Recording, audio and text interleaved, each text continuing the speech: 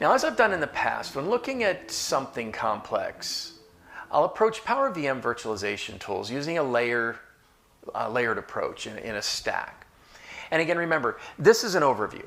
No need to stress about the details. Rather, just get the overall concepts. This is a great reference for the day when you encounter an IBM Systems implementation. And as always, the layers start at the bottom, and in this case, that's the hardware. This is the Power 9 hardware I covered earlier. Next up is the hypervisor layer. This is a layer where the actual virtualization of the big box occurs. I'll talk in more detail a little later about the Power Hypervisor that is part of PowerVM. Here I want to mention that Linux KVM is also supported on many Power Systems servers. The implementation of KVM on Power Systems will look, feel, and behave in the same way as it does on x86 hardware.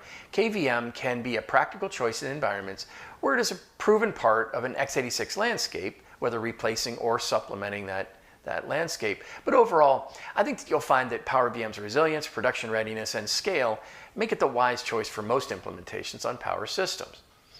Okay, so the Power Hypervisor is not the entire picture when it comes to PowerVM virtualization. What's popped into the graphic is the Virtual I/O server. Now, as I mentioned earlier, the VIOS, Virtual I/O server, is the key component for virtualizing I/O adapter processing back into the LPARs. Since this is just an overview, I won't be going into many details on the VIO server or the VIOS, but keep in mind, this is the utility LPAR that is installed alongside the Linux LPAR that provides the intermediary processing necessary to take I/O requests from the Linux LPAR and process them through the physical adapter. I'll make many more references to the VIO server in passing, but not in any great detail. The Linux LPAR does not have to have access to the physical I/O adapter, only the VIO server does. This enables efficient sharing of physical I/O capacity. Think of throughput, not raw performance here though, right? You have the I/O bandwidth that if dedicated might go unused, but when virtualized, the excess capacity can now be used by other LPARs virtually. There might be a slight performance degradation on individual transaction over having a dedicated adapter's capability, but the throughput gains by allowing multiple LPARs to access all the capacity of the I/O adapter is generally worth the trade-off. Of course, this isn't always true, but I think you'll find that in the vast majority of the times it is. Now, up to this point, I've addressed components that enable the system's processing directly by handling requests or processing those requests. The hardware management layer is handled by, you guessed it, the hardware management console, or I'll start to refer to it generally now as the HMC. This is the first component in the stack where the configuration of the system is addressed. The VIOS is as well, but it must be in conjunction with the HMC or NovaLink, which I'll get to in a minute.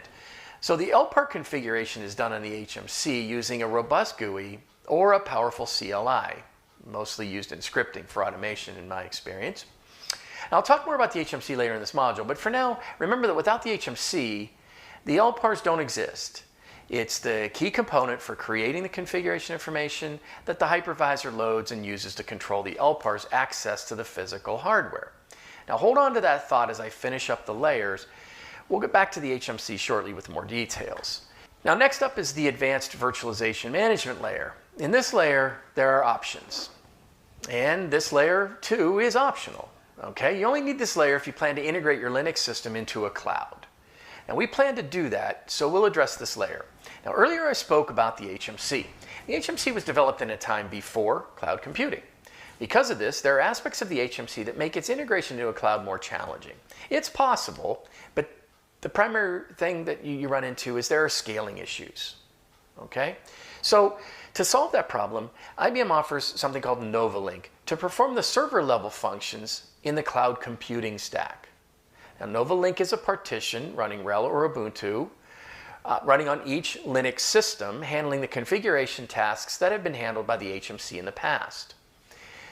The LPAR concepts are unchanged. LPAR configuration on NovaLink is done using a CLI, but NovaLink leverages OpenStack. Right? The name NovaLink comes from the OpenStack Nova integration that NovaLink performs, and PowerVC is based on OpenStack, and therefore serves as the real true graphical interface for NovaLink-enabled systems. Now, I'll leave the NovaLink discussion for now, but I encourage you to explore it more deeply Now, although you can use the cloud-based Cloud Management Console to manage the hardware platform more efficiently, I'm going to skip that product in favor of highlighting the cloud-enabling product, PowerVC. The third course, later on, will cover PowerVC in detail, so I'll just provide an overview of PowerVC here.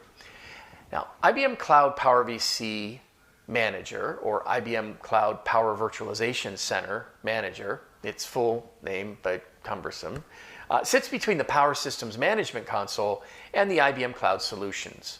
PowerVC manages PowerVM virtualization environments through a set of application programming interfaces, or APIs, interacting with the HMC, or NovaLink. These APIs provide the management console the necessary instructions to manage the Power Systems hardware, the Power Hypervisor, NovaLink, and the VIO server.